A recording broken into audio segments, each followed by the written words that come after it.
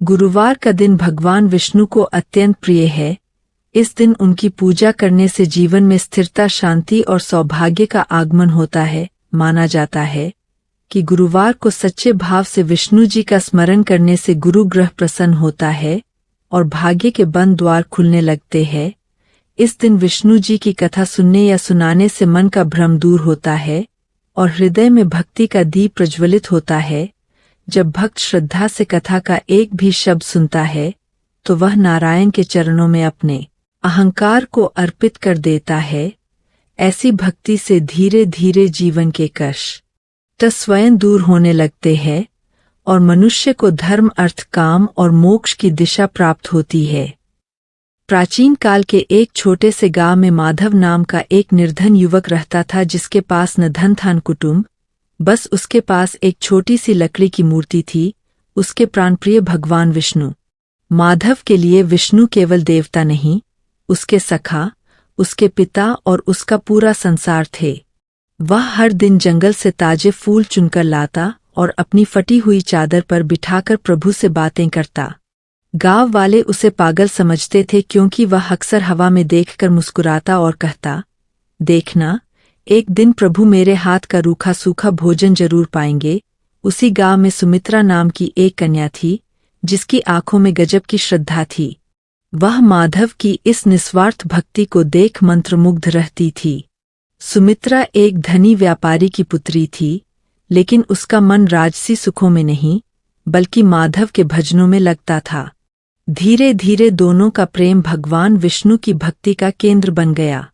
उन्होंने तय किया कि वे मिलकर एक ऐसा मंदिर बनाएंगे जहां प्रेम और त्याग की पराकाष्ठा होगी। लेकिन नियति को कुछ और ही मंजूर था। एक भयानक अकाल ने गांव को घेर लिया। लोग भूख से मरने लगे।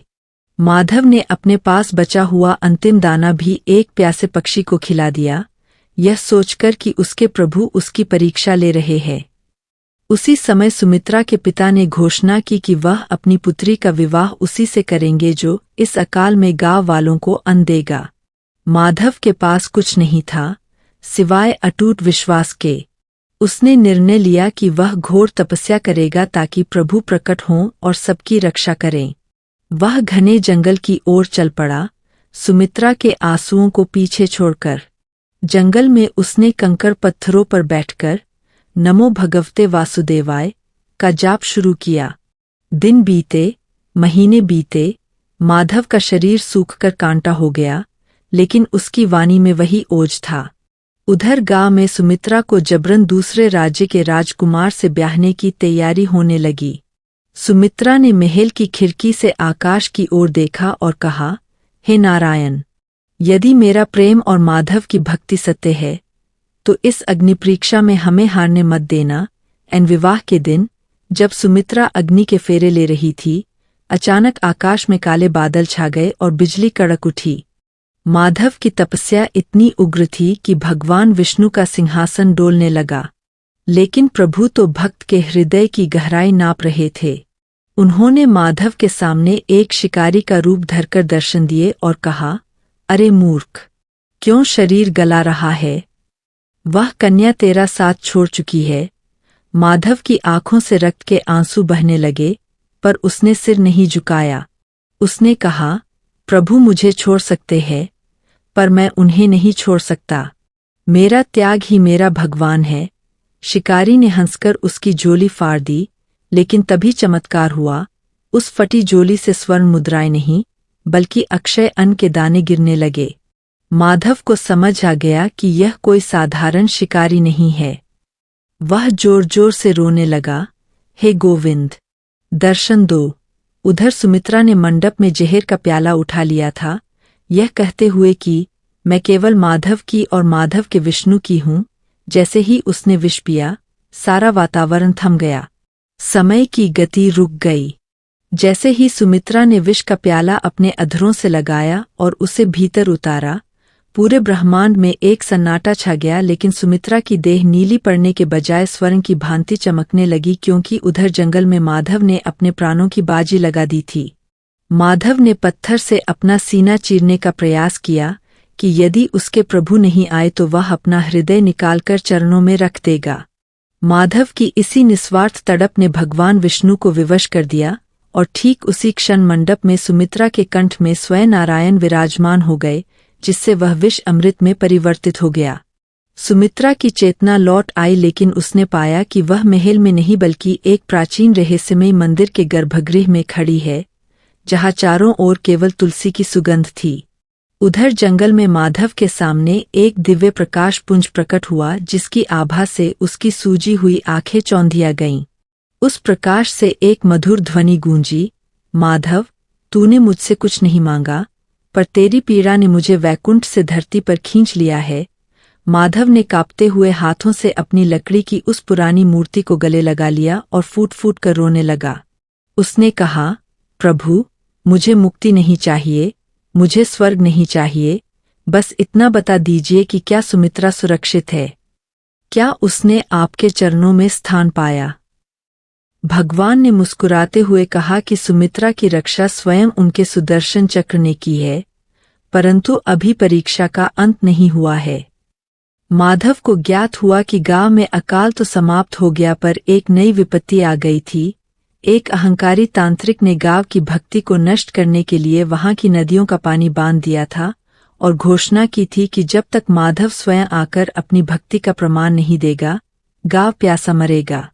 माधव बिना क्षण गवाए गांव की ओर दौड़ा, लेकिन उसके पैरों में मांस नहीं बचा था, हड्डियां चुभ रही थीं। वह घिसटते हुए, जमीन पर रेंगते हुए आगे बढ़ने लगा।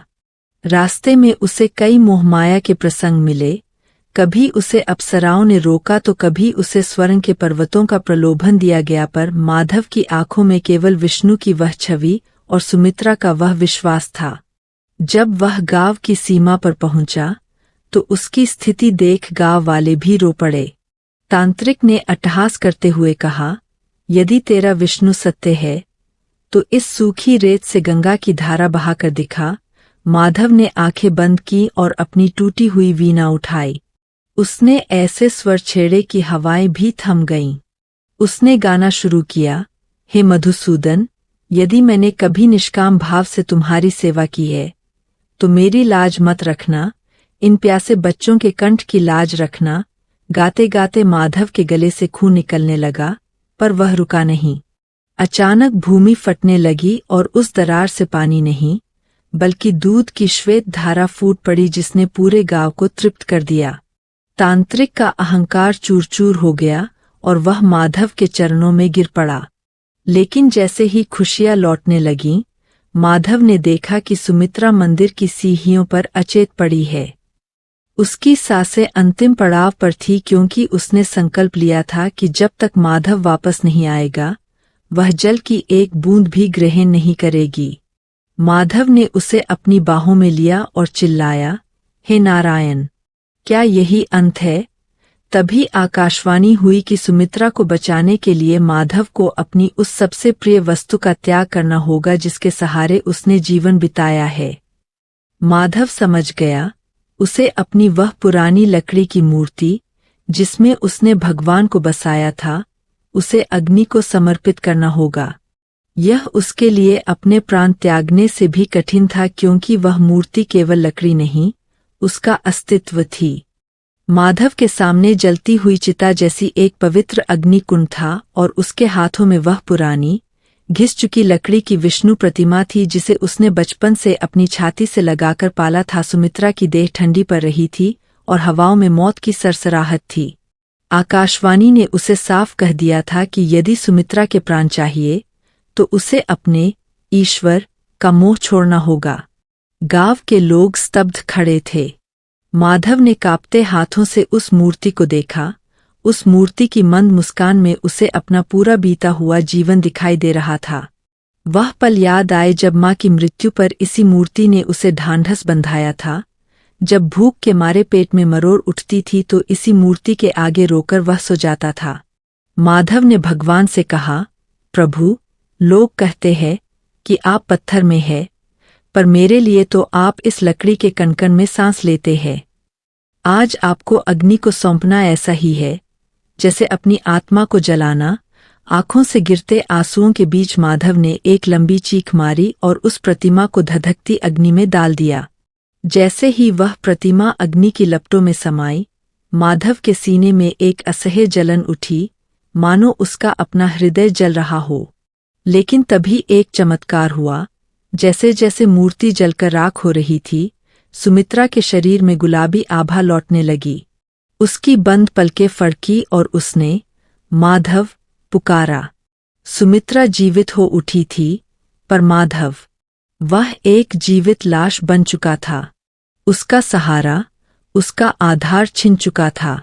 उसने अग्नि से निकली राख को अपने पूरे शरीर पर मल लिया और पागलों की तरह हंसने लगा। उसने सुमित्रा की ओर देखा और कहा, सुमित्रा, तुम तो जीवित हो गईं, पर मेरा नारायण अब केवल राख है। सुमित्रा ने उसका हाथ थामने की कोशिश की, पर माधव पीछे हट गया। उसने कहा, जिस भक्ति ने मुझे तुमसे मिलाया, आज उसी भक्ति की आहुति मैंने दे दी। अब मैं इस संसार के योग्य नहीं रहा। माधव गांव छोड़कर घने श्मशानों और खंडहरों की ओर निकल गया। वह रात दिन राख से खेलता और शून्य में ताकता रहता। लोग कहने लगे कि भगवान ने माधव के साथ छल किया है। उसकी भक्ति के बदले उसे पागलपन मिला। उधर बैकुंठ में देवी लक्ष्मी ने व्याकुल होकर भगवान विष्णु से पूछा, हे स्वामी, आपने अपने सबसे अन्य भक्त के साथ ऐसा क्रूर परिहास क्यों किया? उसकी प्रतिमा भी ले ली और उसका मानसिक संतुलन भी। भगवान विष्णु की आंखों में भी एक आंसू की बूंद चमक उठी। उन्होंने कहा, देवी, संसार को लगता है कि माधव पागल हो गया है, पर सत्य यह है कि उसने उस अंतिम बाधा को भी पार कर लिया है जो भक्त और भगवान के बीच होती है, मोह। अब वह प्रतिमा में मुझे नहीं ढूंढता, वह खुद मुझ में विलीन होने के मार्ग पर है। पर हाँ, उसके इस विलाप की गूंज मुझे चैन से बैठने नहीं देगी। अब कहानी में एक नया मोड़ आया। उस राज्य के राजा को एक भयानक स्वप्न आया कि यदि माधव के आंसुओं को नहीं रोका गया तो पूरे साम्राज्य का विनाश हो जाएगा। राजा ने माधव की खोज में अपनी पूरी सेना लगा दी। जब सैनिक माधव के पास पहुंचे तो उन्होंने देखा कि माधव एक सूखे पेड़ के नीचे बैठा था और जहां जहां उसके आंसू गिरे थे वहां वहां तुलसी के हरे भरे पौधे उगाए थे। राजा ने उसे महल ले जाने की कोशिश की, पर माधव ने कहा, मेरा महल तो वही राख है। तभी उस राज्य में एक दुष्ट तांत्रिक का उदय हुआ जिसने दावा किया कि वह माधव की इस राख की शक्ति से अमरता प्राप्त करेगा। उसने माधव को बंदी बना लिया और उसे प्रताड़ित करना शुरू किया ताकि माधव वह मंत्र बता सके जिससे लकड़ी की मूर्ति ने सुमित्रा को जीवन दान दिया था। माधव पर कोड़े बरसते रहे, पर उसके मुख से केवल एक ही शब्द निकलता, नारायण। हर कोड़े की मार माधव के शरीर पर पड़ती, पर निशान भगवान विष्णु के विग्रह पर उभरते। तांत्रिक के काल कोठरी में माधव की जंजीरों की खनखनाहट पूरे वातावरण को डरावना बना रही थी। तांत्रिक ने माधव के शरीर पर गर्म लोहे की सलाखों से नारायण शब्द मिटाने की कोशिश की, पर जितनी बार वह लोहे को माधव की त्वचा से छुआता, उतनी ही बार माधव के मुख से एक दिव्य हंसी फूटती। माधव चिल्लाकर कहता, मूर्ख, तू शरीर को जला सकता है, उस नाम को कैसे जलाएगा जो मेरी रगों में लहू बनकर दौड़ रहा है। उधर बैकुंठ में एक विचित्र दृश्य उत्पन्न हो गया। भगवान विष्णु के शांत चेहरे पर अचानक घाव उभरने लगे। उनके पीतांबर पर रक्त के धब्बे दिखने लगे। माता लक्ष्मी भयभीत होकर चिल्लाईं, प्रभु, यह क्या हो रहा है? आपके श्रीअंग से रक्त क्यों बह रहा है? भगवान ने पीड़ा में मुस्कुराते हुए कहा, देवी, आज मेरा भक्त कोड़े खा रहा है और मैंने ही तो कहा था कि मैं कनकन में हूँ। जब वह मुझे पुकारता है तो उसकी पीड़ा का हर प्रहार मुझे झेलना पड़ता है। इधर काल कोठरी में सुमित्रा छिपकर माधव को बचाने पहुंची। उसने देखा कि माधव की आंखों की ज्योति जा चुकी थी, पर उसके चेहरे पर एक अलौकिक तेज था। सुमित्रा ने रोते हुए जंजीरें तोड़ने की कोशिश की, पर तांत्रिक वहां आ पहुंचा।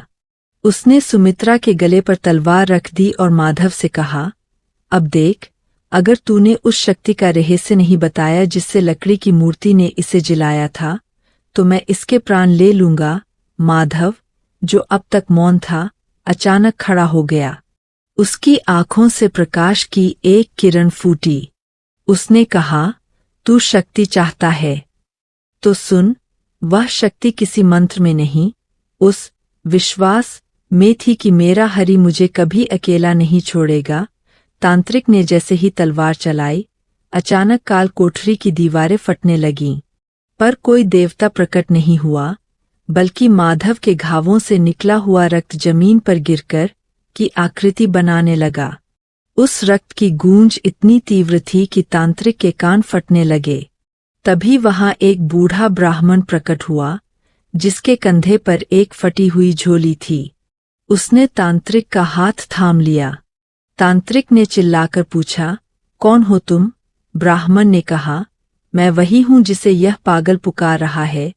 तांत्रिक ने ब्राह्मण पर प्रहार किया, पर जैसे ही तलवार ब्राह्मण को छुई, वह फूलों की माला बन गई। माधव ने अपनी धुंधली आंखों से उस ब्राह्मण को देखा और धीरे से कहा, आप आ गए, पर देर कर दी। अब तो मेरा हृदय भी राख बन चुका है। ब्राह्मण ने माधव को गले से लगा लिया और उसके आंसू पोंछते हुए कहा, पागल, तूने तो अपनी मूर्ति जलाई थी, पर मैं तो तेरे प्रेम की अग्नि में जलकर कुंदन बन गया हूं। तभी तांत्रिक ने अपनी तांत्रिक शक्तियों से एक मायावी राक्षस प्रकट किया, जिसने सुमित्रा को उठा लिया और हवा में ले गया। माधव ने चिल्लाकर नारायण को पुकारा, पर ब्राह्मण भगवान ने कहा, माधव, आज मैं युद्ध नहीं करूंगा, आज युद्ध तेरा विश्वास करेगा। अपनी उस राख को उठा और इस अधर्म पर फेंक दे। माधव ने कांपते हाथों से अपने शरीर पर मली हुई वह राख उठाई और हवा में उछाल दी। वह राख देखते ही देखते हजारों सुदर्शन चक्रों में बदल गई और पूरे काल कोठरी को प्रकाश से भर दिया। तांत्रिक और उसका राक्षस देखते ही देखते भस्म हो गए। सुमित्रा सुरक्षित नीचे गिर गई, पर माधव अब शांत था। उसने ब्राह्मण के चरणों में अपना सिर रख दिया। उसकी सांसें बहुत धीमी हो गई थीं। उसने कहा, प्रभु, मैंने आपको पा लिया, पर अब इस शरीर का बोझ नहीं सहा जाता। भगवान विष्णु अपने असली चतुर्भुज रूप में प्रकट हुए। उनके चेहरे पर असीम करुणा थी। उन्होंने कहा, माधव, अभी एक अंतिम मिलन शेष है, जिसे युगों युगों तक याद रखा जाएगा। काल कोठरी की वे काली दीवारें अब वैकुंठ के समान चमक रही थीं।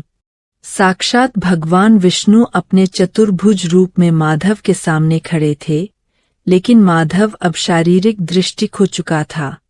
उसने कांपते हुए हाथ बढ़ाए और भगवान के चरणों को छुआ। माधव के स्पर्श मात्र से भगवान के श्रीअंग के सारे घाव भर गए। नारायण ने अत्यंत कोमल स्वर में कहा, माधव, मांग ले आज मुझसे जो मांगना है। तूने वह त्याग किया है जिसकी कल्पना देवता भी नहीं कर सकते। तूने मेरे लिए अपनी सबसे प्रिय वस्तु, मेरी ही प्रतिमा को अग्नि में झोंक दिया। आज यह नारायण तेरा ऋणी है। माधव की आंखों से निरंतर अश्रु बह रहे थे। उसने सिसकते हुए कहा, प्रभु, यदि आप सच में प्रसन्न हैं, तो मुझे अपनी गोद में सुला लीजिए। मैंने इस संसार में केवल आपको देखा, केवल आपको चाहा। अब ये आंखें कुछ और नहीं देखना चाहती। पर जाने से पहले सुमित्रा को वह सुख दीजिए जिसकी वह हकदार है। उसे इस दुहक से मुक्त कर दीजिए। सुमित्रा, जो पास ही बैठी रो रही थी, दौड़कर माधव के पास आई और उसका हाथ थाम लिया।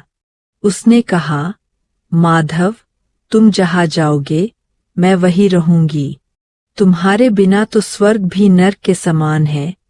भगवान विष्णु ने मुस्कुराते हुए सुमित्रा की ओर देखा और कहा, पुत्री, तेरा प्रेम भी अटल है।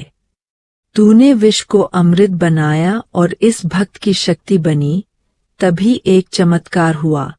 माधव का जीर्ण अशीर्ण शरीर धीरे धीरे प्रकाश में बदलने लगा। आकाश से देवगण पुष्प वर्षा करने लगे और शंखों की ध्वनि गूंज उठी।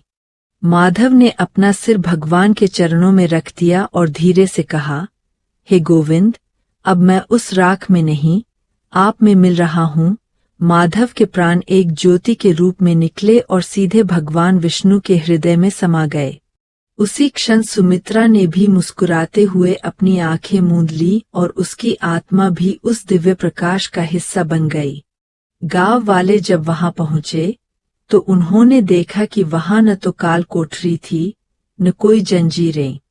वहां केवल एक विशाल पीपल का वृक्ष था, जिसके नीचे वही पुरानी लकड़ी की मूर्ति बिल्कुल सुरक्षित रखी थी, जिसे माधव ने अग्नि में समर्पित किया था। वह मूर्ति अब पहले से भी अधिक जीवंत और मुस्कुराती हुई लग रही थी। भगवान ने संसार को यह संदेश दिया कि जो भक्त अपना सब कुछ यहाँ तक कि अपनी भक्ति का अहंकार और अपना इष्ट भी त्याग देता है, वह स्वयं भगवान बन जाता है। आज भी उस स्थान पर हवाएं माधव माधव गुनगुनाती है और कहा जाता है कि जो कोई भी सच्चे मन से इस कहानी को सुनता या सुनाता है, उसके हृदय में स्वयं नारायण निवास करते हैं। यह कहानी केवल एक भक्त की नहीं, बल्कि उस विश्वास की है जो मृत्यु पर भी विजय प्राप्त कर लेता है। माधव और सुमित्रा शरीर से तो मिट गए, पर उनका अटूट प्रेम और भगवान विष्णु के प्रति उनका समर्पण अनंत काल तक अमर हो गया। प्रेम ही भक्ति है और भक्ति ही मुक्ति है। समय के साथ माधव और सुमित्रा के महामिलन के बाद वह स्थान साधारण भूमि नहीं रहा, बल्कि चेतना का तीर्थ बन गया, जहाँ पीपल के नीचे बैठते ही मन अपने आप शांत हो जाता था, जैसे किसी माँ की गोद में सिर रख दिया हो। युग बदले, राज बदले, लोग आए गए, पर उस भूमि की ऊर्जा कभी मरी नहीं। जो भी टूटा हुआ आया वह जुड़कर गया, जो थका हुआ आया वह हल्का होकर लौटा। किसी ने वहाँ भगवान को आंखों से नहीं देखा, पर हर किसी ने उनके होने को भीतर तक महसूस किया। एक दिन एक अहंकारी पंडित आया, जिसने मूर्ति को साधारण लकड़ी कहकर उपहास किया। उसी क्षण तेज वायु चली, पीपल के पत्ते कांप उठे और मूर्ति की आंखों से अश्रु धरती पर गिरे। पंडित का ज्ञान का घमंड वही चूर हो गया। वह गिर पड़ा और पहली बार उसके मुख से निकला, हे नारायण, मुझे ज्ञान नहीं, श्रद्धा दीजिए। उसी दिन से वह विद्वान नहीं, भक्त बन गया। वर्षों बाद एक स्त्री आई, जिसकी गोद सूनी थी। उसने सुमित्रा का नाम लेकर रोते हुए कहा, माँ, तुमने प्रेम को पूजा बनाया, मेरी सूनी गोद भर दो। वह पूरी रात पीपल के नीचे बैठी रही। भोर में उसे शिशु के रोने की अनुभूति हुई, पर वहाँ कोई न था। उसी वर्ष उसे मातृत्व का सुख मिला और उसने अपने पुत्र का नाम माधव रखा। धीरे धीरे यह कथा पुस्तकों में नहीं, हृदयों में लिखी जाने लगी। लोगों ने समझा कि भगवान मूर्ति में नहीं, त्याग में प्रकट होते हैं। माधव ने सिखाया कि जब भक्त अपने इष्ट को भी समर्पित कर देता है, तब भगवान स्वयं भक्त के हो जाते हैं। सुमित्रा ने सिखाया कि सच्चा प्रेम साथ जीने या साथ मरने का नहीं, बल्कि साथ विलीन हो जाने का नाम है। आज भी जब कोई अत्यंत टूटकर उस पीपल के नीचे बैठता है, तो उसे लगता है कोई अदृश्य हाथ उसके सिर पर रखा है और भीतर से स्वर आता है, डर मत, मैं यही हूँ। जैसे माधव के साथ था, वैसे ही तेरे साथ हूँ। तब समझ आता है कि यह कहानी समाप्त नहीं हुई। यह हर उस हृदय में आज भी जीवित है जहाँ विश्वास जीवित है, क्योंकि माधव केवल एक नाम नहीं, सुमित्रा केवल एक स्त्री नहीं, और भगवान विष्णु केवल वैकुंठ में नहीं। जहाँ त्याग है वही माधव है, जहाँ प्रेम है वही सुमित्रा है, और जहाँ दोनों है वही नारायण साक्षात विराजमान है।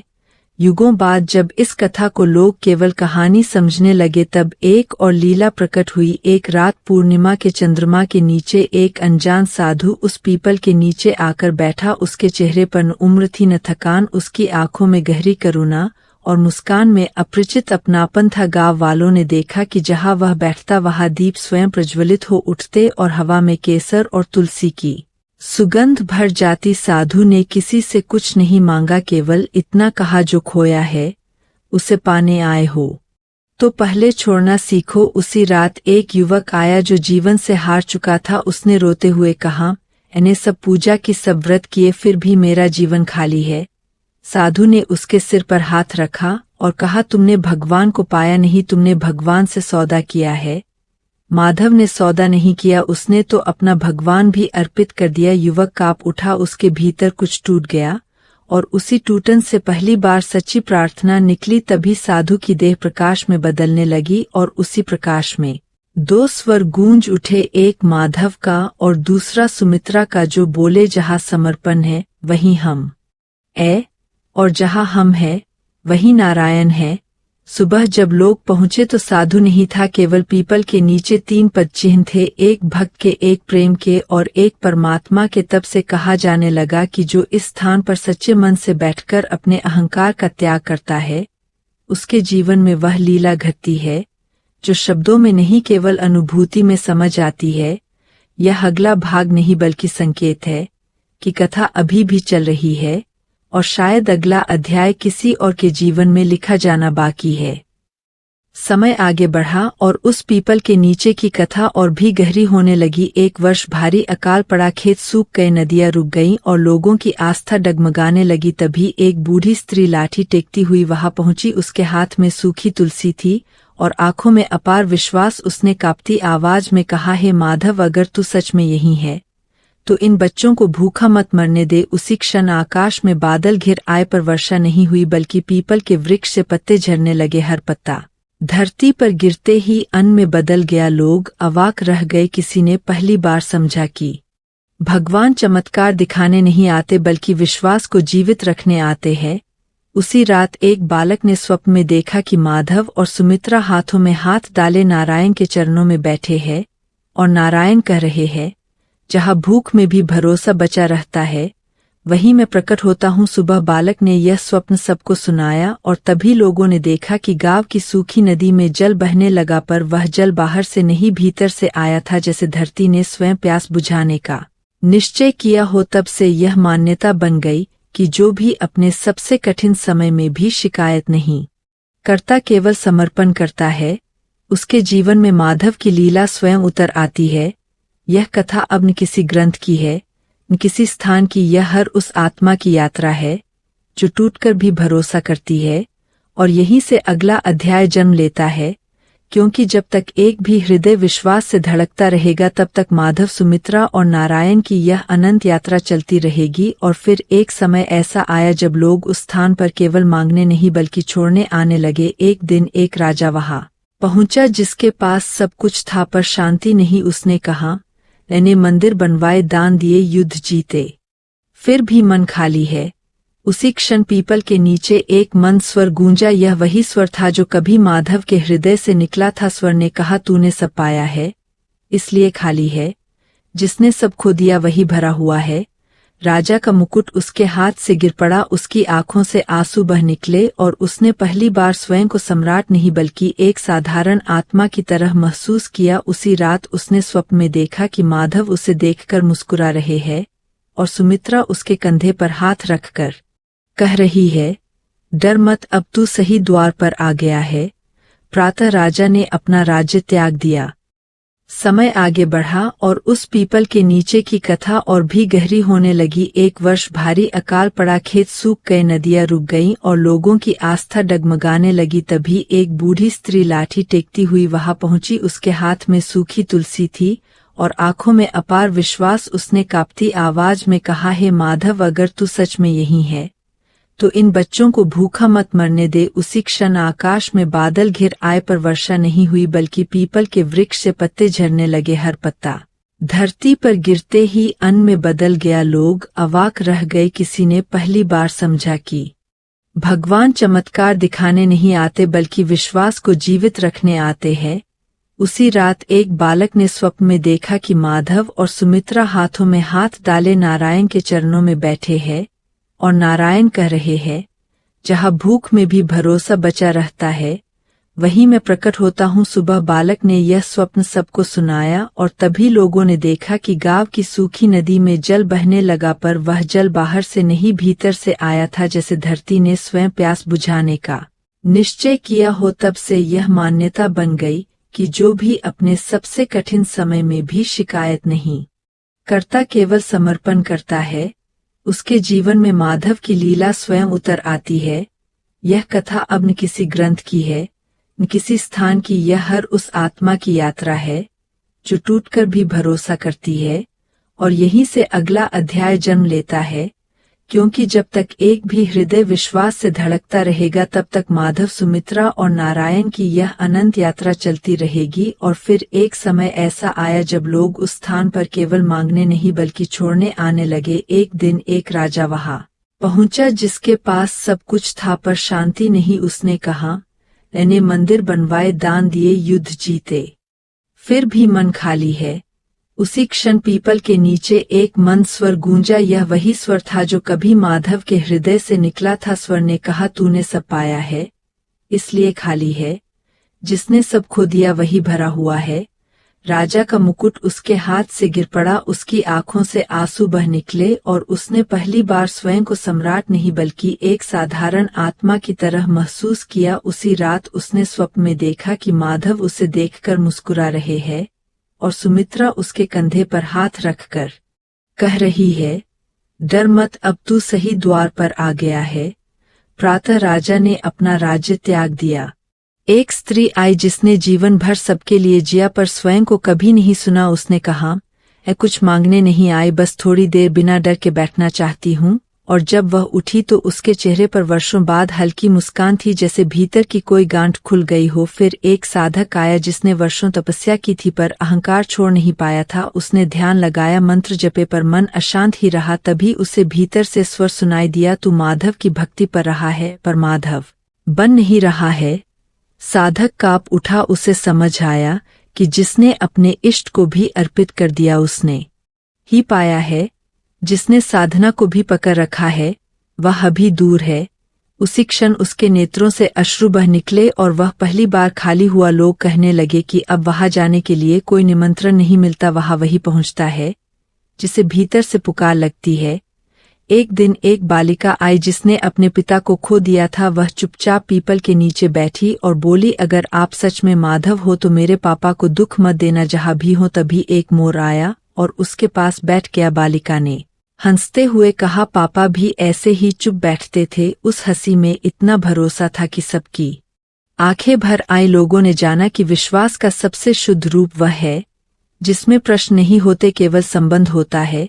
समय के साथ यह कथा नगरों तक पहुंची। कुछ ने इसे अंधविश्वास कहा, कुछ ने कल्पना, पर जो सच में टूटे थे वही वहां पहुंचे और चुपचाप बदल गए। एक दिन एक लेखक आया जिसने बहुत लिखा था पर जीवन को महसूस नहीं किया था। उसने सोचा, यहाँ आकर एक महान कथा लिखूंगा, पर जब वह बैठा तो शब्द भीतर ही गिरने लगे। उसे लगा जैसे कोई कह रहा हो, लिख मत जी। उसी मौन में उसने जाना कि माधव की कथा लिखी नहीं जाती, जिया जाती है।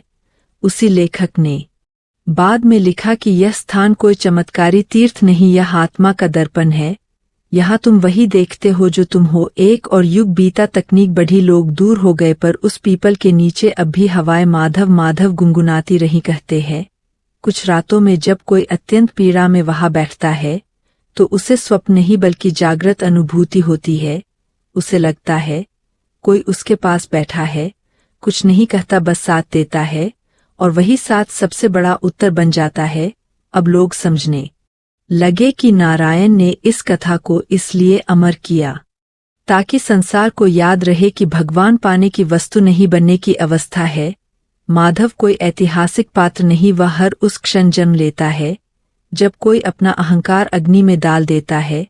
सुमित्रा हर उस प्रेम का नाम है जो बिना शर्त साथ खड़ा रहता है और नारायण हर उस शांति का नाम है जो तब आती है जब तुम स्वयं को छोड़ देते हो। यह अगला भाग भी अंतिम नहीं है क्योंकि यह कथा भागों में नहीं आत्माओं में आगे बढ़ती है। आज भी कहीं कोई व्यक्ति जब थककर कहता है अब मैं नहीं बचा, तभी उसी क्षण इस कथा का एक नया अध्याय जन्म ले लेता है और पीपल की पत्तियां हौले से हिलकर साक्षी बन जाती है कि हाँ, माधव अभी भी यही है और रहेगा जब तक एक भी हृदय प्रेम और समर्पण की धड़कन को जीवित रखेगा। और फिर एक और काल आया जब मनुष्य ने बाहर की दुनिया तो जीत ली पर भीतर की हार सबसे गहरी हो गई। लोग हंसते हुए थक जाते थे और अकेले में टूट जाते थे। ऐसे ही समय में एक रात उस पीपल के नीचे कुछ अलग घटा। उस रात न कोई याचक आया, न कोई साधक, न कोई दुखी, बस एक साधारण युवक आया जो कुछ भी महसूस नहीं कर पा रहा था, न दुख, न सुख, न आस्था, न विरोध। उसने बैठते ही कहा, मुझे कुछ मत देना, बस अगर कुछ बचा हो तो जगा दो। बहुत देर तक कुछ नहीं हुआ। हवा भी स्थिर रही, पत्ते भी मौन रहे। युवक को लगा शायद यहाँ भी कुछ नहीं है। तभी उसके भीतर एक प्रश्न न उठा, आखिरी बार मैं कब सच में रोया था। उसी प्रश्न के साथ उसकी छाती भारी होने लगी। वर्षों से दबे भाव एक साथ उमड़ पड़े और वह बिना आवाज के रोने लगा। उस रोदन में कोई शब्द नहीं था, कोई मांग नहीं थी, केवल स्वीकार था। उसी क्षण उसे ऐसा लगा जैसे कोई पास बैठकर कह रहा हो, अब तू तैयार है। क्योंकि जो कुछ महसूस नहीं कर पाता वही सबसे अधिक खोया होता है। युवक ने आंखें खोली तो उसे कोई आकृति नहीं दिखी, पर भीतर एक गर्माहट थी, जैसे लंबे समय बाद आत्मा ने सांस ली हो। वह उठा और बिना पीछे देखे चला गया, पर जाते जाते उसके चेहरे पर हल्की सी चमक थी। उसी के बाद यह देखा गया कि उस स्थान पर अब दृश्य चमत्कार कम और आंतरिक परिवर्तन अधिक होने लगे। लोग आते और जाते, पर कुछ लोग ऐसे भी थे जो वहां से लौटते ही अपने जीवन की दिशा बदल देते थे। कोई रिश्तों में ईमानदार हो गया, कोई अपने क्रोध को पहचान सका, कोई पहली बार स्वयं को क्षमा कर पाया। लोगों ने समझा कि माधव की लीला अब किसी कथा में नहीं बल्कि मनुष्य की चेतना में प्रवेश कर चुकी है। एक रात गांव के कुछ बच्चों ने देखा कि पीपल के नीचे 3 छायाएं हैं। कोई उजाला नहीं, कोई डर नहीं, बस गहरा सुकून। उन छायाओं से कोई आवाज नहीं आई, पर बच्चों के मन में एक बात स्पष्ट हो गई कि वे कभी अकेले नहीं हैं। अगली सुबह बच्चों ने किसी को बताया नहीं, पर वे पहले जैसे नहीं रहे। उनमें डर कम और करुणा अधिक थी। समय बीतने के साथ लोग इस स्थान को नाम देने लगे। कोई इसे माधव स्थल कहता, कोई सुमित्रा पीठ, कोई नारायण छाया। पर जो सच में समझते थे वे जानते थे कि नाम देने की आवश्यकता ही नहीं, क्योंकि यह स्थान नहीं, अवस्था है। एक दिन एक वृद्ध आया जिसने जीवन भर ईश्वर से शिकायत की थी। उसने कहा, ने पूजा भी कि तुझे कोसा भी, पर कभी तूने उत्तर नहीं दिया। उसी क्षण भीतर से उत्तर आया, क्योंकि तू बोलता रहा, सुना नहीं। वृद्ध चुप हो गया, उसकी आंखें बंद हुई और लंबे समय बाद उसके भीतर शांति उतरी। वह बोला, शायद यही उत्तर था। तब लोगों ने जाना कि भगवान शब्दों में नहीं मौन में उतरते हैं। कथा आगे बढ़ती रही, पर अब उसे कोई लिख नहीं रहा था। हर आने वाला अपने भीतर उसका अगला भाग लिखकर जाता था। कोई अपने भय को छोड़ कर, कोई अपने अहंकार को, कोई अपनी जमी हुई पीड़ा को। और पीपल का वृक्ष साक्षी बना रहा, न थकता न बोलता न रोकता, बस उपस्थित। आज भी कहा जाता है कि जब संसार बहुत भारी लगने लगे, जब सब रास्ते बंद दिखे, तब कहीं न कहीं वही पीपल खड़ा मिलता है हर किसी के भीतर। और यदि उस क्षण कोई चुप होकर बैठ जाए तो हवाएं फिर से वही नाम गुनगुनाती है, माधव माधव। क्योंकि यह कथा अब किसी युग की नहीं, हर उस क्षण की है जब मनुष्य स्वयं से मिलना चाहता है। और वहीं यह अनंत यात्रा फिर से आगे बढ़ जाती है, बिना अंत के, बिना सीमा के। और फिर वह समय आया जब संसार को किसी नए संदेश की नहीं बल्कि स्मरण की आवश्यकता थी। लोग प्रश्न पूछ पूछ कर थक चुके थे, पर उत्तर सुनने का धैर्य खो चुके थे। ऐसे समय में पीपल के नीचे एक अद्भुत परिवर्तन हुआ। अब वहां आने वालों को कोई अनुभूति तुरंत नहीं होती थी। कई लोग निराश होकर लौट जाते थे, पर जो ठहर जाते थे वही बदलते थे। एक दिन एक युवक आया जो बहुत सफल था, नाम सम्मान धन सब कुछ था, पर भीतर एक डर था कि यह सब छिन जाए। उसने बैठते ही कहा, मैं डर से मुक्त होना चाहता हूँ। उसी क्षण कोई स्वर नहीं आया, कोई दृश्य नहीं दिखा। वह कई घंटे बैठा रहा, फिर थककर बोला, शायद योग्य नहीं हूँ। तभी भीतर से भाव उठा, तू योग्य नहीं, अयोग्य नहीं, तू बस पकड़े हुए है। उसी क्षण उसे समझ आया कि डर खोने का नहीं बल्कि पकड़ने का है। वह वही बैठा रहा और पहली बार उसने किसी उपलब्धि के बिना स्वयं को स्वीकार किया। जब वह उठा तो उसका डर चला नहीं था, पर वह डर का दास भी नहीं रहा। उसी दिन से लोगों ने महसूस किया कि माधव की शिक्षा बदल गई है। पहले वह दिल तोड़कर जोड़ता था, अब वह पकड़ ढीली कराता है। एक और दिन एक माँ आई जो अपने बेटे के लिए बहुत चिंतित थी। उसने कहा, मैं हर समय उसके भविष्य से डरती हूँ, क्या करूँ। भीतर से उत्तर आया, प्रेम कर, चिंता नहीं। उस माँ की आंखों से आंसू बह निकले, क्योंकि पहली बार उसने समझा कि उसने बेटे को नहीं, अपने डर को पाल रखा है। उस दिन के बाद उसने बेटे को बदला नहीं, स्वयं को बदला। समय के साथ यह स्पष्ट होने लगा कि इस कथा का अगला भाग किसी चमत्कार या दर्शन में नहीं बल्कि साधारण जीवन की गहराइयों में लिखा जा रहा है। लोग वहां से लौटकर बेहतर माता पिता बने, बेहतर साथी बने, बेहतर इंसान बने। कोई भगवा नहीं ओढ़ता, कोई प्रचार नहीं करता, बस भीतर कुछ नरम हो जाता। एक रात एक अत्यंत वृद्ध साधु आया जिसने जीवन भर तीर्थ किए थे। उसने पीपल के नीचे बैठकर कहा, मैंने सब देखा, अब क्या देखना शेष है। उसी क्षण भीतर से उत्तर आया, अब देखना नहीं उतरना है। साधु मुस्कुराया और बोला, तो यह अंतिम तीर्थ है। उसी रात वह वही शांत हो गया। लोग कहते हैं उसके चेहरे पर वैसी ही मुस्कान थी जैसी सुमित्रा की थी। जाते समय धीरे धीरे यह कथा अब उन लोगों तक पहुंचने लगी जो किसी कथा में विश्वास नहीं करते थे, पर जीवन से थक चुके थे। वे आते और कुछ नहीं कहते, बस बैठते और उठकर चले जाते। पर कुछ दिनों बाद उनके जीवन में छोटी छोटी चीजें बदलने लगती। क्रोध कम हो जाता, नींद गहरी हो जाती, आंखों में कठोरता की जगह करुणा आ जाती। तब समझ आया कि माधव अब किसी नाम में नहीं बंधा, वह एक प्रक्रिया बन गया है, एक आंतरिक यात्रा जो तब शुरू होती है जब मनुष्य रुक जाता है और पहली बार स्वयं से भागना बंद करता है। अब कहा जाता है कि इस कथा का कोई अगला भाग नहीं, क्योंकि हर सांस के साथ यह स्वयं को आगे लिखती है। हर उस क्षण में जब कोई कहता मुझे बदलने की जरूरत नहीं, मुझे देखने की जरूरत है, और उसी क्षण कहीं न कहीं पीपल की पत्तियां हिलती है बिना हवा के, और वह अनकहा स्वर फिर गूंजता है, यही हूं जैसे हमेशा था और हमेशा रहूंगा, जब तक एक भी आत्मा स्वयं से मिलने का साहस रखती है। और फिर वह युग आया जब मनुष्य ने सब कुछ तेज कर दिया, विचार तेज, रिश्ते तेज, निर्णय तेज, जीवन पर आत्मा पीछे छूट गई। ऐसे समय में माधव की कथा ने एक नया रूप लिया। अब पीपल के नीचे आने वाले लोग अधिक देर टिक नहीं पाते थे, क्योंकि मौन उन्हें असहज करता था। एक दिन एक युवती आई जो हर पल किसी न किसी से जुड़ी रहती थी। फोन, संदेश, काम, लोगों की आवाजें, पर भीतर गहरा सन्नाटा था। उसने बैठते ही कहा, यहाँ बैठकर मुझे घबराहट हो रही है, मैं रुक नहीं पा रही। उसी क्षण भीतर से स्वर उठा, यही तो कारण है, तू खुद के साथ रहना भूल गई है।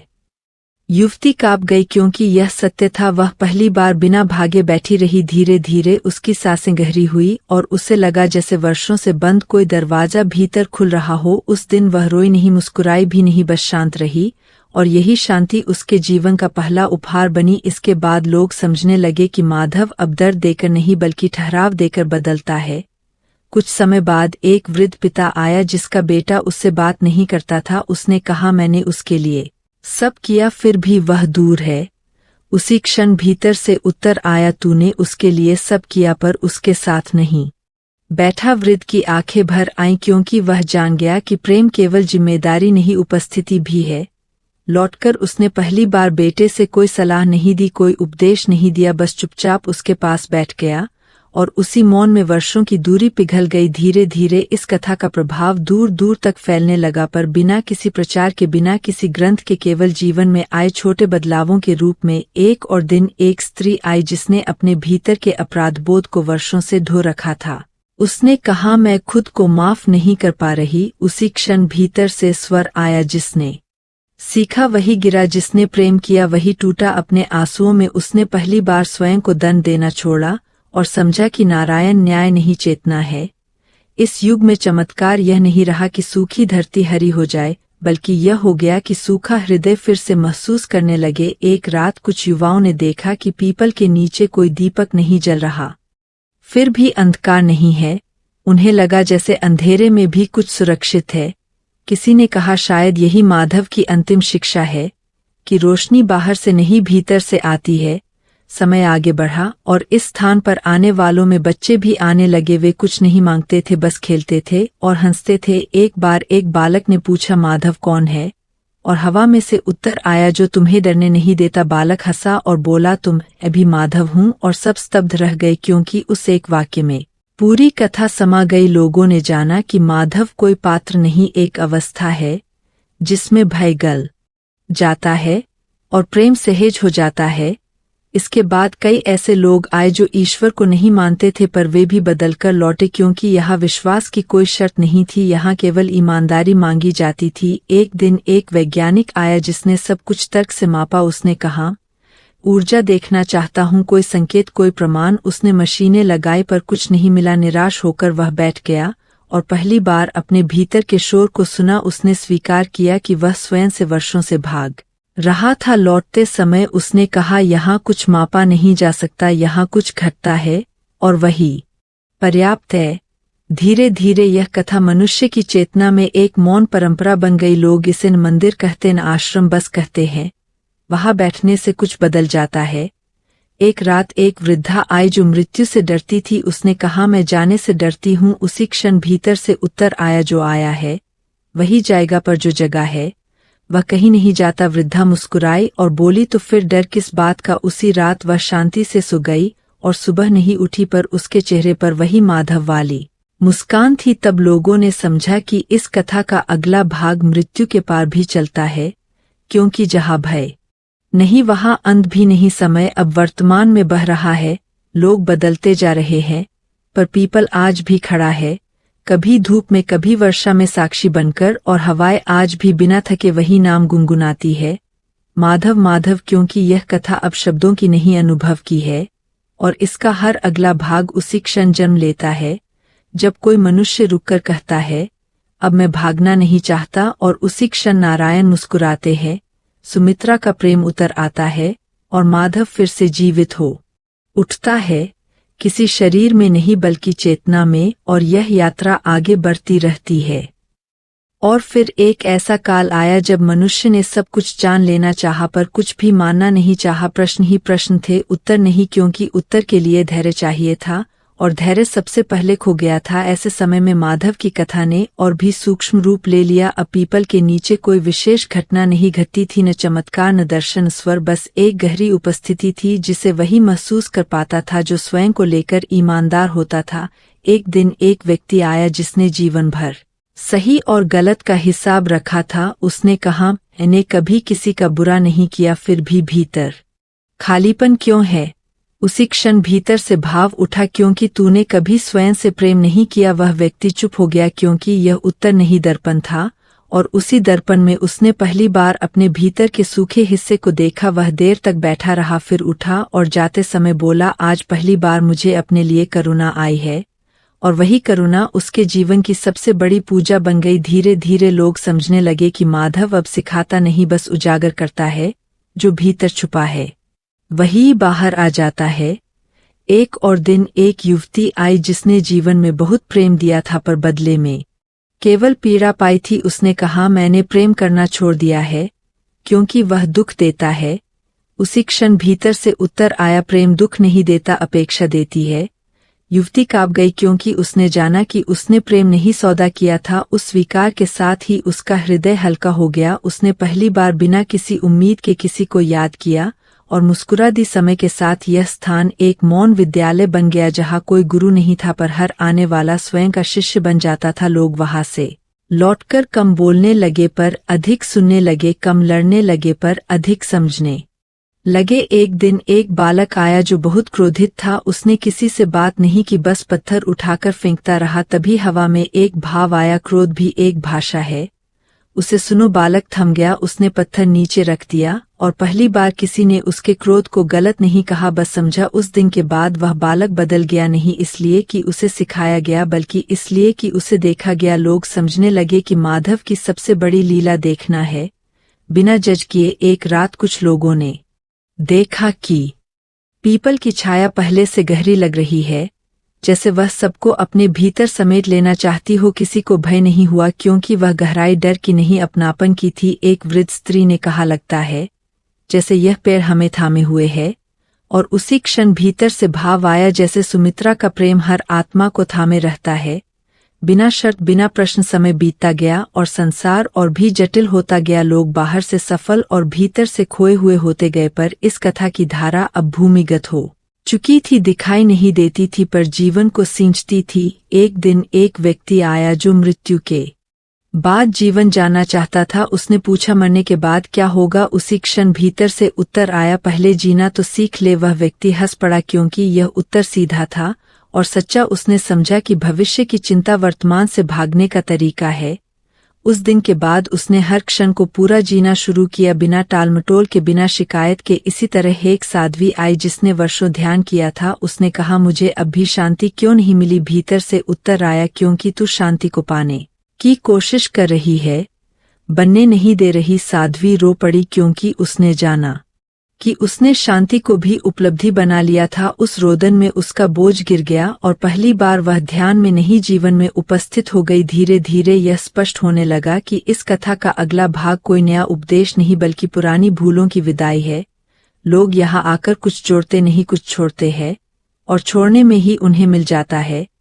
एक रात एक वृद्ध ने कहा, मैंने जीवन भर माफ नहीं किया, आज थक गया हूँ। उसी क्षण भीतर से भाव आया, माफी दूसरे के लिए नहीं तेरे लिए है। वृद्ध ने गहरी सांस ली और जैसे ही उसने भीतर से छोड़ा उसकी पीठ हल्की हो गई। वह बोला, आज भार कम है। तब लोगों ने जाना कि माधव का मार्ग भार उतारने का है, कंधों पर और अपेक्षाओं पर जमा बोझ हटाने का है। अब बच्चे भी यहाँ आकर चुपचाप बैठते थे, कोई उन्हें चुप नहीं कराता, क्योंकि यहाँ मौन थोपा नहीं जाता, उपजता है। एक दिन एक बच्ची ने पूछा, नारायण कहाँ रहते हैं? और हवा में से भाव आया, जहाँ तुम खुद से सच बोलते हो। बच्ची बोली, फिर तो वे मेरे साथ ही रहते हैं। सब मुस्कुरा दिए, क्योंकि सत्य सरल होता है, बस हम जटिल बना देते हैं। समय के साथ यह कथा किसी स्थान से जुड़ी नहीं रही, हर उस जगह जीवित हो गई। लोग कहते हैं, कभी कभी किसी अंधेरी रात में जब मनुष्य बहुत अकेला महसूस करता है तो उसे वही अनुभूति होती है, जैसे कोई साथ बैठा हो, कुछ नहीं कहता, बस साथ देता है। वही माधव है, वही सुमित्रा है, वही नारायण है। इस कथा का हर अगला भाग अब जीवन की हर सांस में लिखा जा रहा है। हर बार जब कोई कहता है जैसा हूं वैसा ठीक हूं, और हर बार जब कोई दूसरे को नहीं खुद को बदलने का साहस करता है, और इस तरह यह यात्रा बिना शोर बिना घोषणा आगे बढ़ती रहती है अनंत काल तक, क्योंकि जहाँ चेतना जागती रहती है वहाँ कथा कभी समाप्त नहीं होती। और फिर वह समय आया जब मनुष्य ने दुख को छिपाना सीख लिया था, मुस्काने अभ्यास बन गई थी और आंसू कमजोरी माने जाने लगे थे। ऐसे युग में माधव की कथा ने और भी गहराई पकड़ ली। अब पीपल के नीचे आने वाले लोग रोते नहीं थे तुरंत, बल्कि पहले सुन हो जाते थे, जैसे भीतर सब कुछ जमी हुई बर्फ बन गया हो। एक दिन एक व्यक्ति आया जो बाहर से बहुत शांत दिखता था, पर भीतर वर्षों का दबी हुई पीड़ा थी। उसने बैठकर कहा, मुझे कुछ महसूस ही नहीं होता, न दुख न सुख, मैं खाली हूँ। उसी क्षण भीतर से कोई शब्द नहीं आया, केवल एक गहरी चुप्पी उतरी, और उसी चुप्पी में धीरे धीरे उसकी आंखों से आंसू बहने लगे। वह स्वयं चकित था, क्योंकि उसने वर्षों से रोया नहीं था। वह समझ गया कि शून्यता नहीं थी, बल्कि भावनाएं जम गई थी। और माधव की लीला यह थी कि उन्होंने उसे पिघलने दिया। उस व्यक्ति के जाने के बाद लोग समझने लगे कि यहाँ उपचार उपदेश से नहीं, अनुभूति से होता है। कुछ समय बाद एक स्त्री आई जिसने जीवन भर दूसरों को संभाला था, माता पिता पति बच्चे सबके लिए वह मजबूत बनी रही, पर स्वयं कभी किसी के सामने नहीं टूटी। उसने बैठकर कहा, थक गई हूं पर टूटने से डरती हूं। उसी क्षण भीतर से भाव आया, मजबूती भी एक मुखौटा है जिसे उतारना पड़ता है। स्त्री फूट फूट कर रो पड़ी। उसका रोदन किसी एक दुख का नहीं, पूरे जीवन का था। और जब वह उठी तो पहली बार उसके कंधे हल्के थे। लोग समझने लगे कि माधव का मार्ग साहस का है, वह साहस जो रोने की अनुमति देता है। समय के साथ यहाँ आने वाले लोग एक दूसरे से कम बातें करते थे, पर एक दूसरे की उपस्थिति को अधिक सम्मान देते थे। कोई किसी से पूछता नहीं था, तुम यहाँ क्यों आए हो, क्योंकि हर कोई जानता था कि प्रश्न का उत्तर निजी है।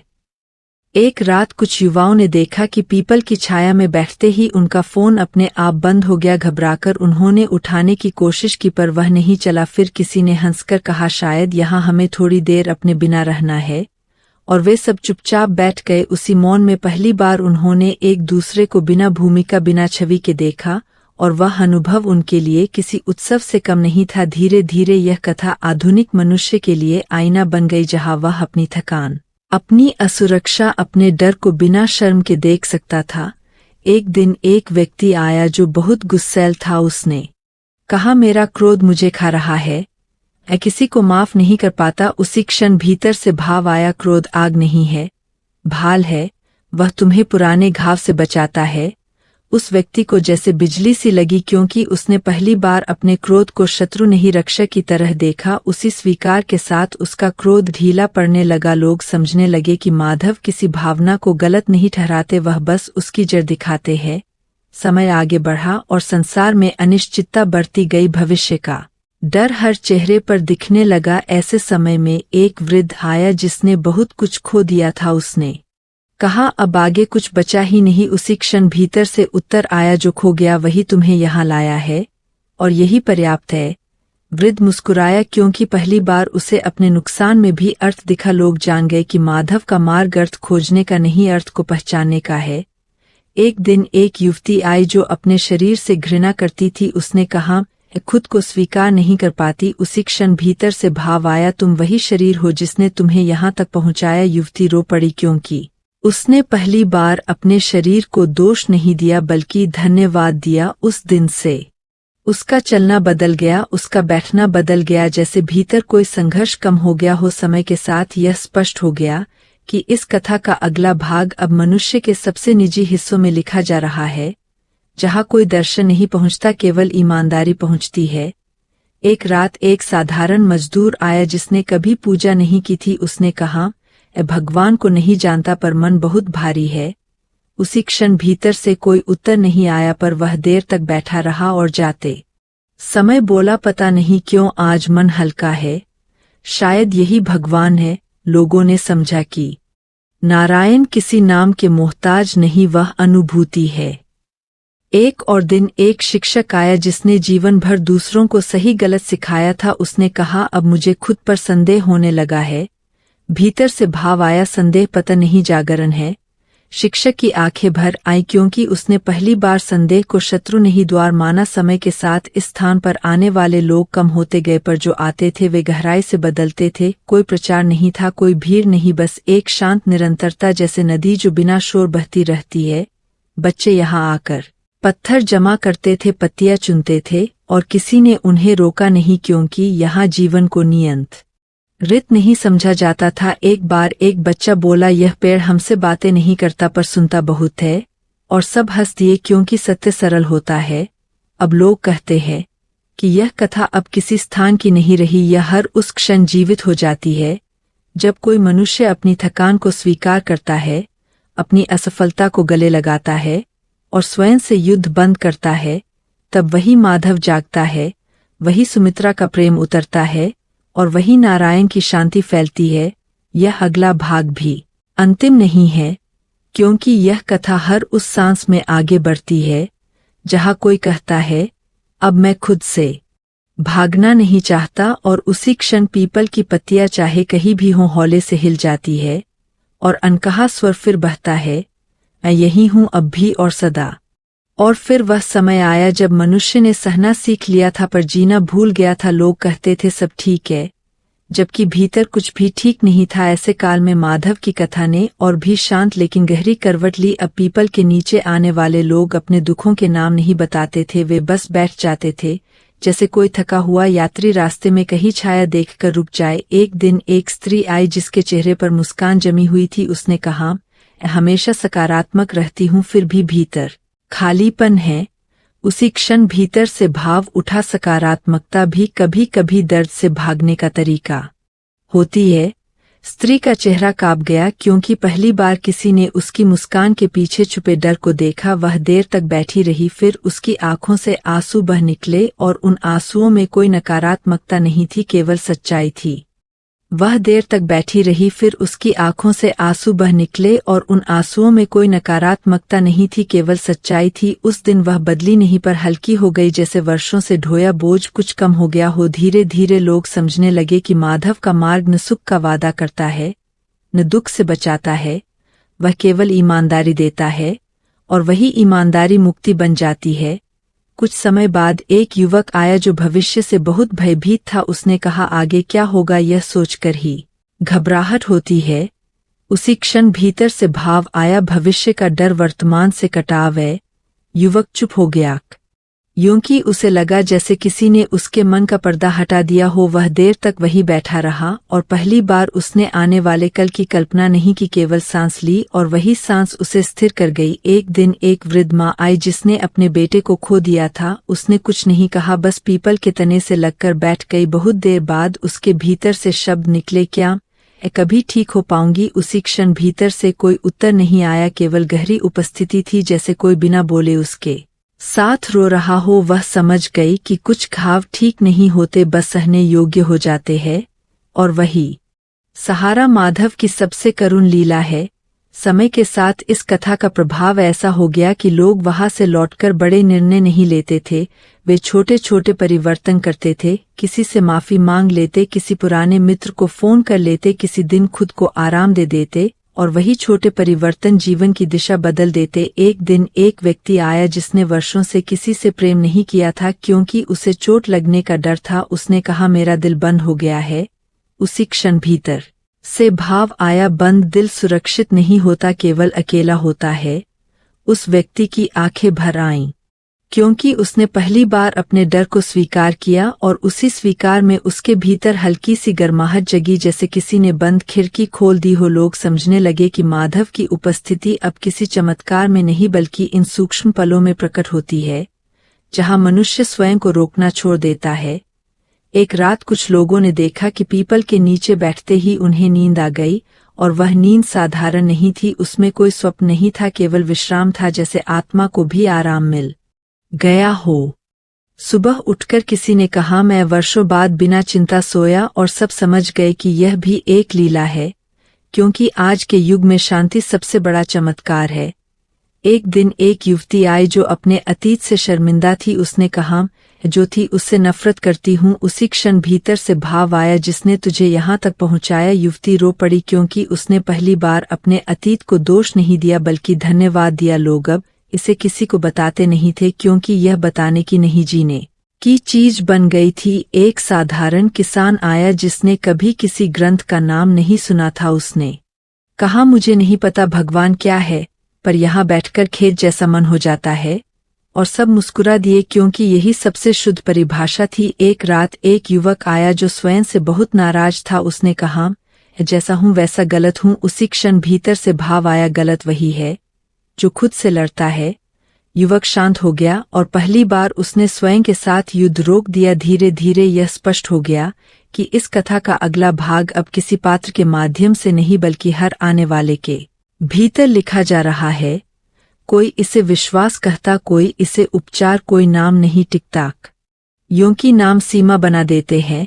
एक दिन एक वृद्ध साधक आया जिसने जीवन भर साधना की थी। उसने कहा, अब कुछ भी पाने की इच्छा नहीं रही। भीतर से भाव आया, तब तू द्वार पर है। साधक मुस्कुराया और चुपचाप बैठा रहा, जैसे उसे कुछ सिद्ध करने की आवश्यकता नहीं रही। अब बच्चे भी यहाँ आकर चुपचाप बैठ जाते थे। कोई उन्हें ध्यान नहीं सिखाता था क्योंकि यहाँ ध्यान सिखाया नहीं जाता, उपजता है। एक बच्चा बोला, यह जगह बोलती नहीं फिर भी सब समझा देती है। और वही वाक्य पूरी कथा बन गया। समय के साथ लोग कहने लगे कि यह पीपल केवल पेड़ नहीं, एक जीवित प्रतीक है उस क्षण का जब मनुष्य स्वयं को स्वीकार कर लेता है। आज भी जब कोई अत्यंत थका हुआ व्यक्ति कहीं चुप बैठकर पहली बार अपने भीतर की आवाज सुनता है, तो वही माधव जागता है, वही सुमित्रा का प्रेम उसे थाम लेता है, और वही नारायण की शांति बिना शोर फैल जाती है। यह अगला भाग भी अंत नहीं है, क्योंकि यह कथा हर उस सांस में आगे बढ़ती है जहाँ कोई कहता है, अब मुझे कुछ बनना नहीं है, मुझे बस होना है। और उसी क्षण अनकहे में वही स्वर फिर बहता है, यही हूँ तुम्हारे साथ, जैसे हमेशा था, जैसे हमेशा रहूंगा।